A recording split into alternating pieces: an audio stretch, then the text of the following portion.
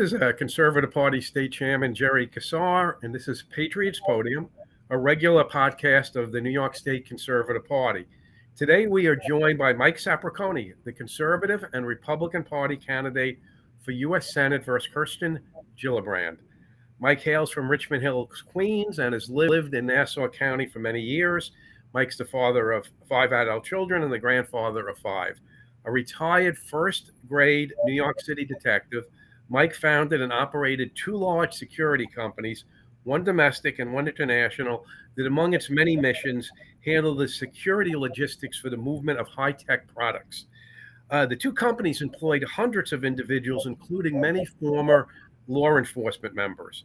Along the way, Mike headed a Nassau County School Board district while becoming immersed in youth sports.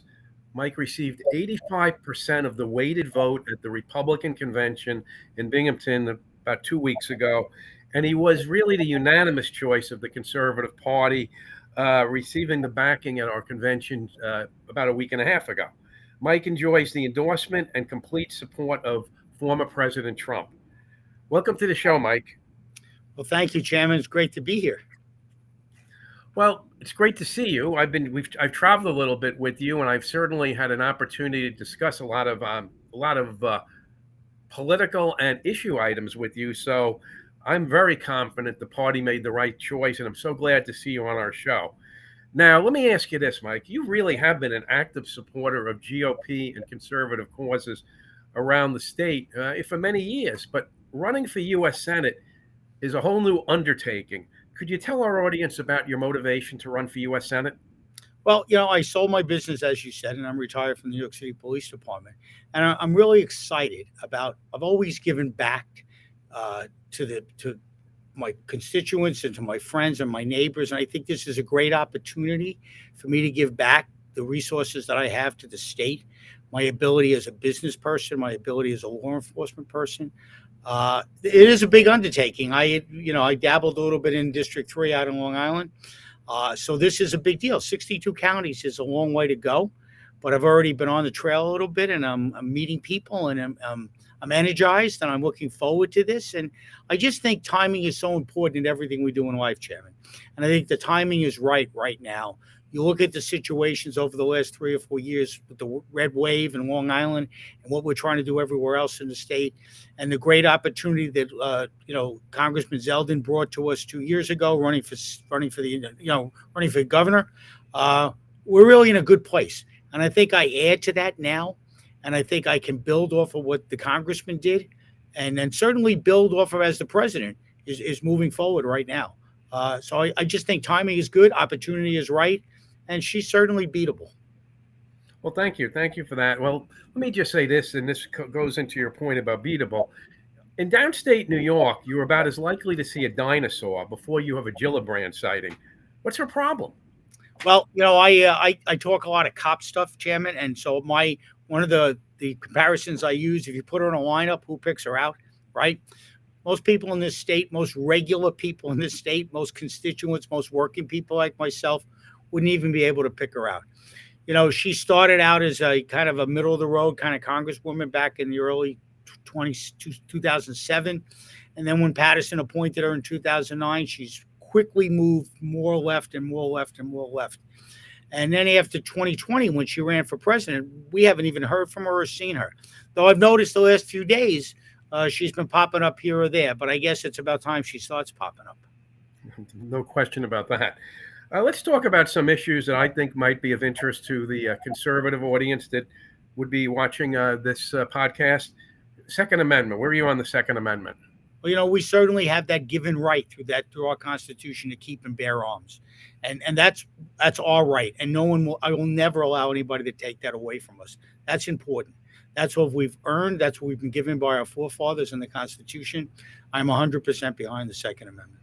Well, thank you. Now, from a federal perspective, abortion has now moved back into the states because of Roe versus Wade. But there are still some federal aspects of it, which really involves international funding, some money that goes into the military. Where were you on Roe versus Wade? Well, I think it's fine that the states now have this. I think that's perfectly okay. I think it's a state issue. I know that Gillibrand has very much gotten involved with the military and abortions. Uh, you have to look at the Hyde Amendment, I think, and if you think about that a little bit, and you see, we shouldn't be paying for people to have abortions. It's as simple as that. That shouldn't be coming out of our tax dollars and out of our health benefits or anything else. I'm very strong on that. I think that's very important that we maintain that. So, and I guess what you're saying, Roe versus Wade obviously sent abortion back to the states. So what happened there, you would be in agreement with sending the issue back to the states. I agree. I Good. think that's where the issue belongs, and I think we should keep it there. Well, thank you on that. So, and when I went downstate New York, when I'm saying downstate New York, I'm talking Long Island, I'm talking the city, I'm talking Westchester, Rockland, Putnam, maybe even Dutchess, and of course parts of New Jersey. I mean, we're about to get hit with this congestion pricing. Now, I think as much as the state doesn't want to admit that it's a federal aspect to this, talk to us a little bit about congestion pricing and what you think you might be able to do to stop this atrocity. Well, as a downstate person and actually a city person, as I grew up in Queens. I mean, look at Staten Island, for instance. First of all, Staten Island is paying to go over the Verrazano Bridge to come into the city. And I know, Chairman, you're a city person yourself. So when we talk about the city, we talk about Manhattan a lot of times, right? Right. And they're paying to go into Manhattan just to get to work every day. And now we're going to hit them with congestion pricing. And the MTA has, as far as I'm concerned, they've never been fiscally responsible. We never know exactly where that money goes or what's it being used for. But I think the governor came out yesterday, or she's coming out this morning, to say, listen, I'm going to pump more money into subway crime, okay, Yeah. because subways are unsafe. But you're telling us, let's do congestion pricing. Let's everybody jump on the subway and take the subways. Now you're telling us, well, wait, we're going to take the subways, but they're not safe to take. It makes no sense to me. I don't understand it. As a transit cop for 15 years, patrolling the subways in all these boroughs and the bus system out in Staten Island, we know it's not safe. And we're not where we were in the late 80s and early 90s yet, but we're getting there. And if we don't start to do something soon, we're going to have a big problem like we did back in the 80s and 90s. A concern to me is somebody from the MTA made a statement saying, oh, what's the big deal? It's like having an extra glass of wine for $15 at dinner. Well, I don't know about him, but I know a lot of people I grew up with or the people I work with can't just afford to sit down and spend $15 on a glass of wine. It's a big deal. We're not looking at a lot of exemptions. I know they're still working through that. But what about the people who have to, firemen, the cops, the first responders who have to get to work? Now we're going to charge them more money, and they're not making a lot of money in the first place. I mean, when you look at what a cop and a fireman and a nurse and these first responders make, it's not a lot of money. So I think this is ridiculous. We lose $600,000 a day, Chairman, on people Yeah. jumping over the turnstiles. Okay, we should be enforcing those laws. We should be collecting that revenue and not worry about adding extra $15 to congestion pricing. Well, I mean, people like myself who like to go in occasionally and see a show, go into the city with my wife, maybe to a museum, catch a little dinner. I mean, we're middle class people. Just to your point, it's difficult. But let me just say this to you: as much as the state wants to make it seem in the MTA like there's no hope to stop this, I sincerely believe if we take back the U.S. Senate with a Republican president like Trump, we can stop this in its tracks. A victory by you over Gillibrand guarantees Republican and conservative control over the U.S. Senate. And that in turn could very much guarantee that congestion pricing gets stopped in its tracks. So Well, I don't disagree with you, but my concern here is they're putting this into effect in May. Okay. right. We're not going to be able to overturn anything until January, right? We'll win in November, but by January, I'm not that familiar with how we will have that ability to stop this. How It's long? the funding. It's the funding. There's a piece of this that still involves federal funding, despite the fact and environmental impact, despite the fact that they want to talk about all the money it raises. And a minute ago you were talking about the two things. What she did was she announced 750 National Guard troops were being activated to go into the subways. Now, in all due respect to the National Guard, which I have the highest opinion of, that's a law enforcement role to be in those subways. That's not a National Guard role. And she's finally admitting something we all knew. I mean, I've got a subway station on the corner. I, for most of my life, have taken that train into the city, but I don't want to take that train anymore into the city. I want to drive in because it does. I do think I don't want to get on that subway.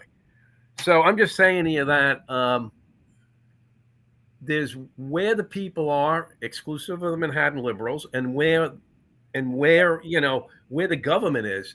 And congestion pricing is not a popular thing in my world. No, and I agree with you. And we have to do something. And there is, we should take federal steps. We should stop the funding. And there's so many different things we can do. And I think a lot of people don't understand it, as I'm understanding.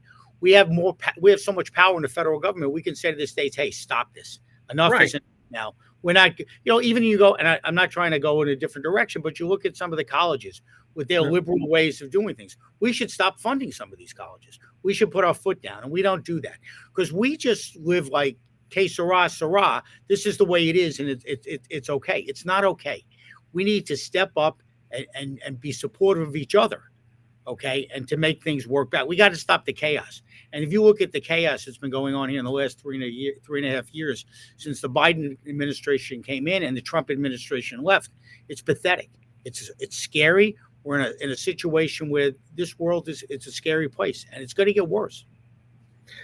Well, you did bring up the colleges, and I think that's a very important issue because we have seen so much wonkish left wing movement there that is now translating also into some heavy duty anti-Semitism on the college campuses, and that is definitely a federal issue because there is a lot of federal aid that goes into these colleges. So I appreciate the fact that you've signaled to us where you are on that issue. Thank you on that. Let me ask you this: what do you consider the biggest overseas threat facing the United States? Our own weakness. I think our own weakness is the biggest problem. You look at Ukraine, you look at Israel, concerning with Taiwan, with China. I think these leaders find us as weak. Okay, they over the last 3.5 years, they find us as weak, and they take an opportunity. When we give them the opportunity, they would be fools not to take advantage of it. And I think that's what we're doing right now. I think we need to strengthen not just our borders, and that we'll talk a little bit about that. That's important, but we need to strengthen the way we deal with terrorists and bullies, in meaning countries. Okay, we need to do something about that, and we haven't done that. We lay back. We're wishy-washy in what we do. We need to take a strong stance, and I don't think the Biden administration has taken a small stance since they moved out of Afghanistan. It's just all been downhill for us. So, this brings up an interesting point. You have an enormous.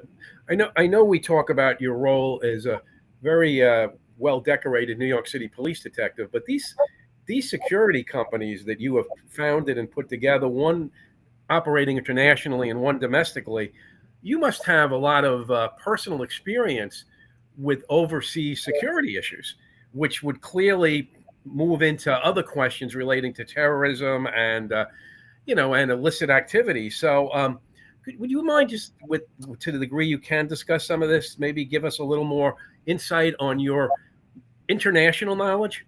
Sure. Well, I mean, in our business in Europe, they take a whole different look at security. They take it seriously compared to what we take it. And let's shoot back to 9/11. Okay, that's right when my company was starting to grow. And after the bombings at the World Trade Center, we took over the American Stock Exchange. And we took unarmed officers out of there, and we put retired and active police officers in there. Mm. Part of the problem with our country, the way we look at security, is at some point we say, well, hey, nothing's happened in the last year or two. So we don't need to, and I'm talking strictly as a business person now, we don't need to keep security because we're spending $1 million or $2 million or 500,000. Nothing's happening. So we should get rid of security and we're all going to be okay. But the reason nothing's happening is because we're strong with security and we stay that course. As soon as you take that away, you have problems again. And the bad guys, the actors, they look for these opportunities. And that's just the way it is in the international world. In Europe, they steadfast with security. They believe in it. It's a big part of their life. We have this freedom, this great freedom here in America, and we're used to that. And after 9/11, we saw a change in our world and the way we do things. But in Europe, they've always been that way. They've been strong and steadfast with security and enforcing that. And we get lackadaisical. And that's where we stand right now. And you look at the border, how lackadaisical we've become, and in everything we do. So internationally, most countries stand very strong with security. I think here we don't take it as seriously as we need to take it. Well, that does bring up the border security issue, or really the lack of. Where do you place our porous borders in relationship to our nation's economy and international security? Well, I always look, Chairman, and we always talk about the southern border. But as I've traveled New York State for the last 3-4 weeks, uh, people are telling me there's a young lady up in Clinton County whose parents moved from Brooklyn years and years ago so they could see the stars. Now, you might not agree with that. I think you see the stars every once in a while too, but moved up to Clinton County so they could see the stars at night. And now she says all she sees are helicopters every night. Okay. The lights of helicopters chasing people across the border and trying to chase them back. So it's not just a southern border issue, especially in our great state. We have such a huge border, on the northern border with Canada, and that's increased over 200% in the last year, the migrants coming into Canada. So it's a domino effect. When you look at these people coming in, I think last year only 150 people were caught on the terrorist watch list. Now, that's people we stopped, okay? What about the tens and hundreds of thousands of people who have come in that we never even got an opportunity to talk to or to check out or to vet? So we have young men and women of young ages coming into this country, and we don't know anything about them. We don't necessarily know where they're from. And then you look at the crime with fentanyl, the drug situation. So fentanyl right now is the number one killer in this country between the ages of 18 and 45. And this is pouring in, not just from Mexico, but from China, from Venezuela, and from any place else you could think about. So we need to take a strong stance. We have no plan. So it's somebody will say, like, well, what's plan B? Well, there's no plan A here. We never had a plan A. Since the Biden administration took over, there was no plan A. Excuse me. But we need to strengthen our border. We need to not defund our law enforcement and our border patrol. We need to give them the tools they need to do the job. We need to increase our judges so that we can stop people just saying it. There was a time when you said I'm here for asylum, you had to prove it. Now Right. it's you just walk in here and you wait your turn 5 or 6 years, and then by that time you've disappeared somewhere else, or have been, went back, committed your crimes, did whatever you did, and went back. So we need to strengthen those things. We need to work together to do this. I mean, it's such a domino effect. And it's not immigration. We're all immigrants at some time. It's the migration. And what about the immigrants who have come here the legal way and the right way? How is this to them? How do they feel that what they had to go through, and now these people just walk in? We're paying for their medical. We're paying for their food. We're paying for their room. We're paying for their education. It's not fair. I mean, we have veterans sleeping on the streets. We have homeless people. We can't afford to take care of them. Yet we're paying for migrants to come into our country. So thank you on that.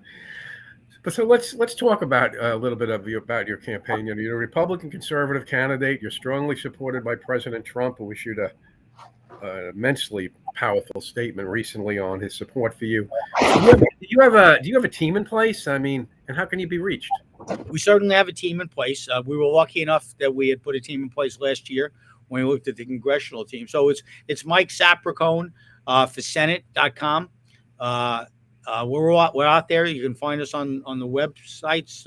Any place you look, if you put Mike Sapraicone in, you should find me somewhere or another. It'll tell you about me being a security expert, running for Congress, and being a candidate for the U.S. Senate. So we're pretty easy to find. And as we travel the state, we're making it easier to find us. Well, I want to tell you this. A couple of years back on a campaign I was assisting on, I remember asking a voter, well, you chose the right candidate as far as I'm concerned. What made you do that? And the person said to me, well, to be quiet. This is when they used to use the old machines and they had the curtains behind you.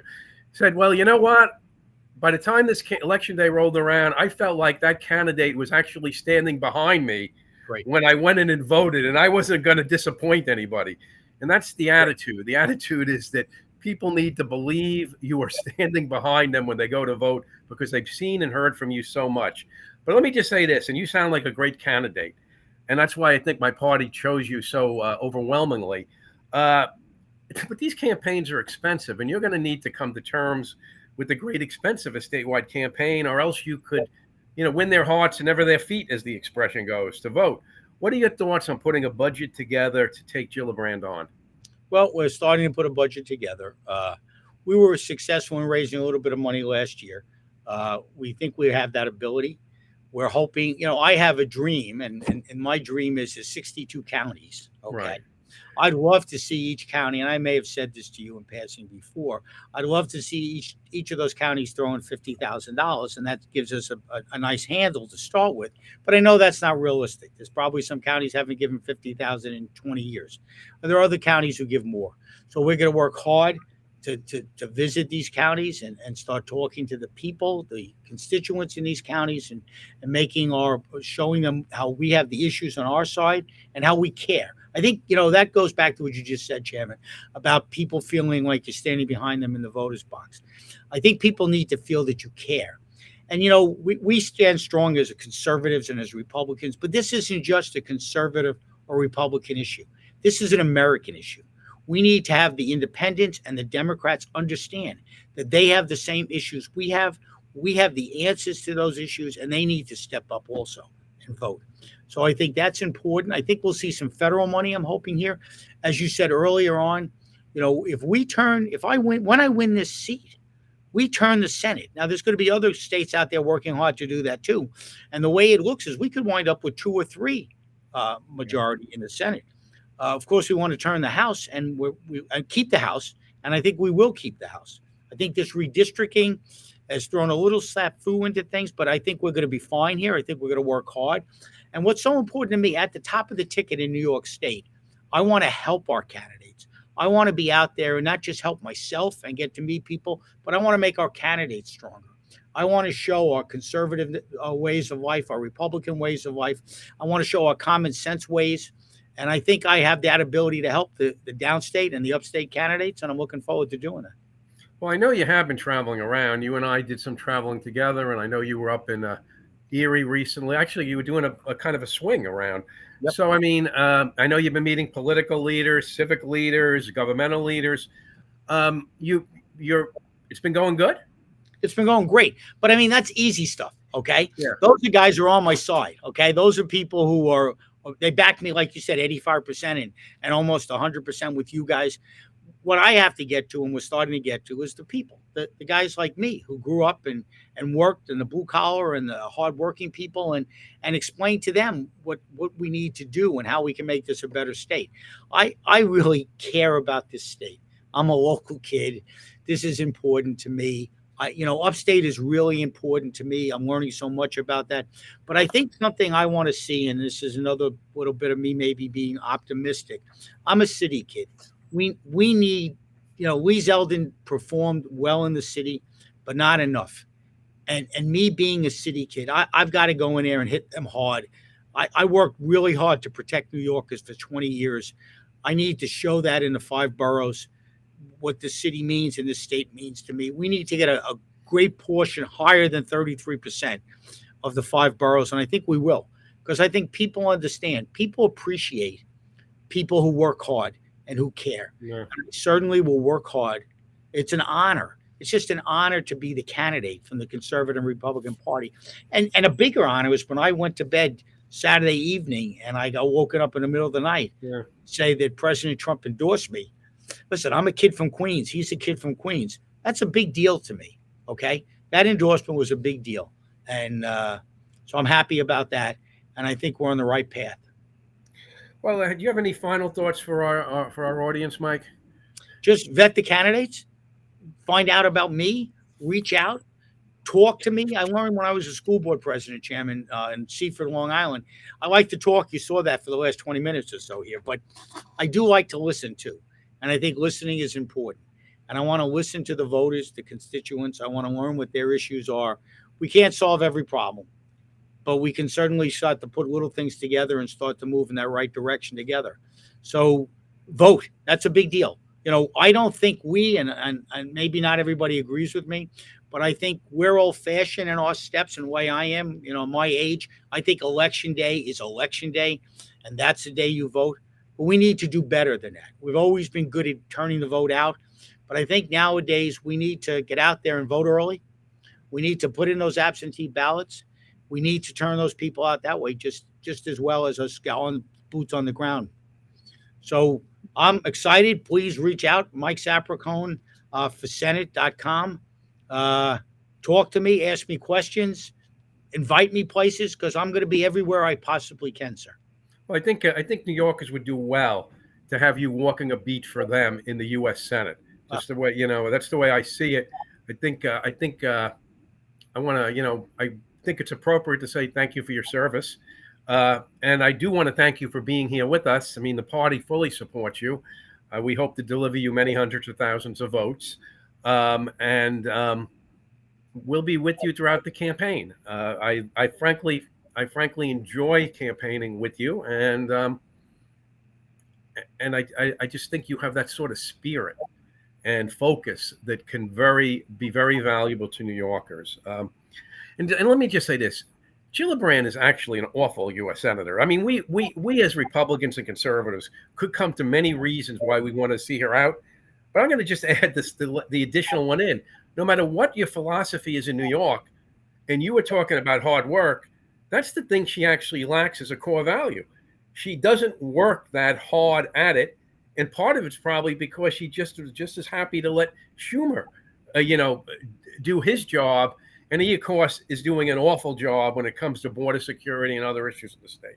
So I wish you luck. I wish you luck. And it is Mike Sapraicone for Senate. No, it's Mike Sapraicone for Senate.com. I want to once again thank Andrew and Katie who make this podcast happen. And once again, this is Patriots Podium, and I'm State Chairman Jerry Kassar. Thank you. Thank you, Chairman. Thank you.